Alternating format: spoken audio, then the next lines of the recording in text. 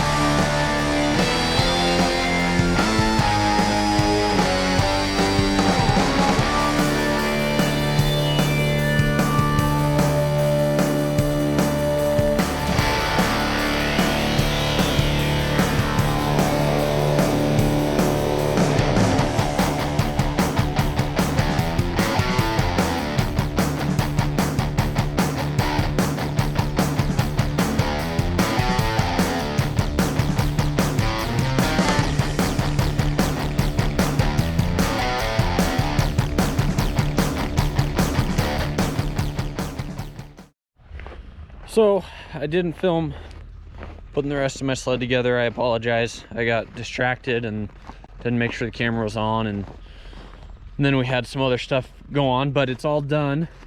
Still makes the noise, that clicking noise that I don't know if I told you guys about it, but it makes a clicking noise. It's not the clutches. It might be the exhaust valve. I don't know. I rebuilt the exhaust valve, but maybe I did it wrong or something, but it runs good. It's not leaking oil out the side of the jug anymore. And also I noticed when I swapped the hood, I don't know what sled this piece came from, but there was no hole here, and that's where the intake hole is for my airbox. And the whatever this came off of was right here. I don't know if this was like the 900 hood or I don't know what the deal is. So I just hole sawed a hole right here, and that'll work. And but yeah, it's all put back together, all shiny new, brand new plugs. And I put the BR9E XIs in it, I think is what it was. It was whatever I could find online that was recommended by Polaris for the NGK. So they're NGK plugs. And then rebuilt the exhaust valves, regasketed the whole top end, checked out the pistons. I did a compression test after it was all back together, and I had 135 pounds on both cylinders. So it's not like the best in the world, but it's not bad either. So we're gonna go with it, and then yeah, everything's all good to go now. So she's ready for the season. as you can see, we've got our fleet of sleds out here that are, these are all the running good to go ones. 13 Polaris, 17 Polaris, 09 Polaris, 04 Venom, 02 Mountain Max. That one actually, it needs some carb work, but it's rideable the way it is. It's just got a float that's slightly sticking, so when it sits for a long time, it's not good, but it runs just fine. And then that one, we would like to change the chain case oil on, but that's not the end of the world. Everything's ready to go on that one. Other than that, this one's the one we freshly rebuilt. That one's new to us, or new to Colton. That's Colton's sled. That's the one. I don't know if I'm gonna post that video first or whatnot, but we had some shenanigans happen with that sled. And this is Millie. And then if we come in the shop here, we have 3 more Mountain Maxes. That one's just the parts one. That's all kinds of foobarred. We're gonna use a whole bunch of parts off of it, including the chain case as the main reason we got it. Because this one, the chain case exploded and it's in pieces down there in the bottom. I'll probably get some better video on of it, but it's in pieces. And then this one, the driver bearings are in really, really bad shape, and I think it messed up the tunnel a little bit. So we gotta do that. And then all of the parts, except for we got new bearings somewhere for this one, but all of the parts other than just the bearings are coming from this sled. And then outside, I'm not gonna open the door, but outside we've got other sleds that need work. And that's the goat.